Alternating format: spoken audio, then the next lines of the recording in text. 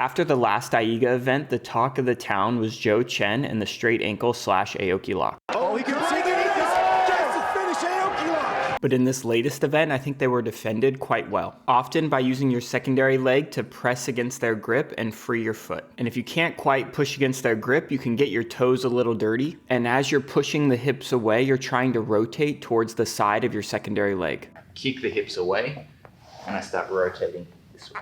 Now, Giancarlo makes it look pretty effortless, but basically you just pummel your secondary leg in and use it to push them away as you fall to the side of your secondary leg. Now, ideally, you can pummel your secondary leg in as a De La Riva hook. See this gap with this leg here of Mikhail's? I'm going to instead pummel my foot underneath. And if we're trying to fall to the same side as that De La Riva hook to defend the straight ankle lock, it can lead nicely into a berimbolo counter. And we can use the berimbolo as an opportunity to wrestle up. And this is how we go from defense to offense, countering a straight ankle lock and going right into the two-phase reversal method, using jiu-jitsu to complete the first phase and off-balance our opponent, then using wrestling to complete the second phase and solidify the sweep. But as we're wrestling up, we can often find ourselves in this low single leg situation, which in wrestling seems to be a very effective entry into a takedown. But in jiu-jitsu, it can be a bit more risky. It can work, but it can also get you finished. Low single legs often lead to scrambles, and in that scramble, the top player is going to have submission opportunities. And if the top player just wants to disengage, it's going to be very difficult for the bottom player to hang on. So in a world without shoes and the threat of submission, Danaher prefers to see single leg takedowns that work above the knee. So when we're trying to implement these two-phase reversals, we want to avoid situations that leave us coming up on low single legs, that are dangerous for us and easy to defend. And we should be striving to do things like taking 2-on-1 grips to clear their down block arm as we come up on a strong single leg, taking a grip above the knee.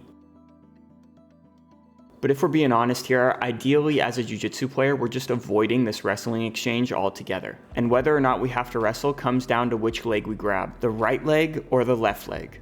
Do you want to know what it is? If our opponent is on their left hip and we grab their left leg, that means we're going to avoid a wrestling exchange. So if we find ourselves in this situation here and we see our opponent is on their left hip, we're trying to grab and control the leg on that same side, which will allow us to avoid a wrestling exchange and complete the sweep. As opposed to if I were to control the opposite leg when he's on this left leg, now he's going to stand up and this becomes a wrestling exchange. So if we look at this sequence from the match between JT Torres and Kenta, JT is on his right hip and Kenta controls his left leg, which means JT has the ability to stand up and force a wrestling exchange. And as we're trying to climb their leg and get a grip above their knee, they're trying to disengage. And the way this might look in a more dynamic situation is maybe we initially do a good job of controlling their heist leg. So in order to stand up, they're going to need to switch sides. Something that may happen, especially when we control the heist leg, is that they're going to switch their hips. So now we no longer control their heist leg and they're able to begin the process of standing up and disengaging. So if possible, we want to avoid this battle. So we use jiu-jitsu to off-balance our opponent, and as we're making our way from bottom to top position, we're trying to control one leg and use our arms to help force them down to that same hip, which prevents them from standing up. So based on everything we've talked about so far, if we're controlling our opponent's left leg and their goal is to stand up, it doesn't make sense for them to turn in that direction. However, they can over-exaggerate the turn towards their heist leg and high leg all the way over our body, which then gives them the ability to stand up.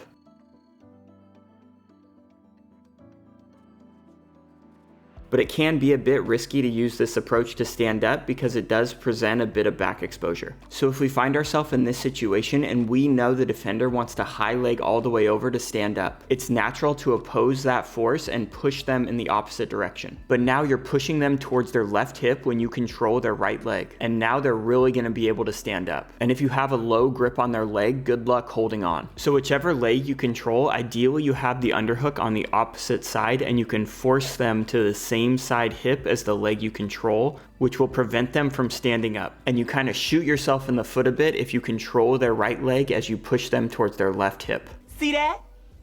I just shot my foot.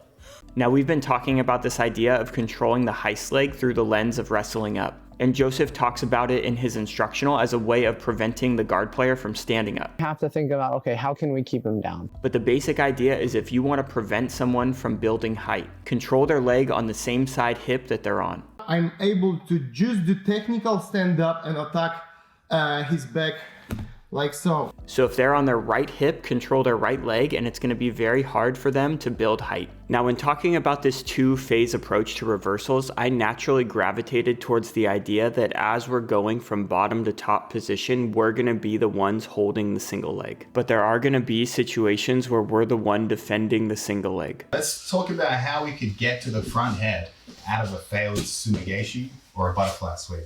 Now, the classic Sumigaeshi is one where you take an underhook and your head goes to the opposite side. And after you complete it, it tends to lead to a solid pin. The problem is, in practice, they're difficult to achieve because if our head goes to the opposite side as our underhook, then we leave our underhook unprotected and vulnerable to getting smashed. Again, here we see the bottom player taking an underhook with their head on the opposite side, and Andrew's able to buzzsaw right through this Sumigaeshi attempt and render that underhook useless. Now, I don't want to bore you with too many examples, but really the only time I've seen this classic Sumigaeshi work is off of transitions, where maybe the top player's already extended a bit and you're able to quickly take the underhook and go into the Sumigaeshi before the top player has time to smash it. But most of the time when we get the underhook, it makes sense to keep our head on that same side to protect our underhook from getting smashed as we work into different forms of the Sumigaeshi like pinch headlocks or shoulder crunch variations. Got a very nice sweep from here. There it goes. There it is. Wow!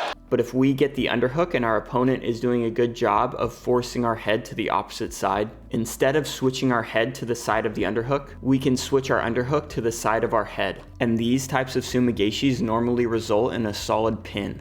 Because of the nature of this underhook, he's pinned. However, there are two types of Sumigaeshis. Chest-to-chest sweeps and non-chest-to-chest sweeps. What we've been discussing so far is a Sumigaeshi where you have the underhook. And that typically means you're falling into the category of a chest-to-chest Sumigaeshi. And chest-to-chest Sumigaeshis normally lead to pins. But just like in life, the more desirable versions are generally harder to get to. But there's always going to be a time where you feel like an opponent's playing very cagey and we can't get control of our partner, or we just come in and we just hit a quick off balance where we get the head over the elbow, for example, and we hit non-chest-to-chest Sumigaeshis. And when we use non-chest-to-chest versions of the Sumigaeshi, we're often going to find ourselves in some version of the front headlock.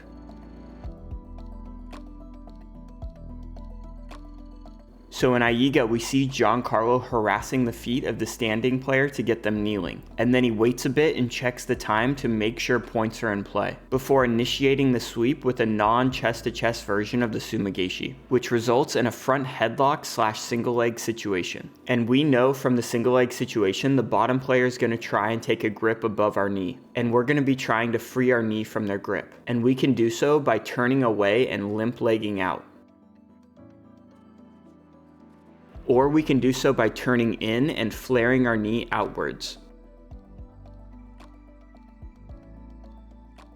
And this flaring of the knee outwards is what Giancarlo elected to do. But the guillotine threat was defended and they reset. So after you hit your opponent with the Sumigaeshi, they may be reluctant to bring their weight forward, which can lead to a great opportunity to heist, and again end up in the front headlock situation. So just moments after the previous Sumigaeshi, Giancarlo is trying for another. But the top player is disengaging. So Giancarlo heists and then snaps into that same front headlock / single leg situation. And again starts to flare his knee out to force that low single leg situation. And immediately Giancarlo threatens the butt drag.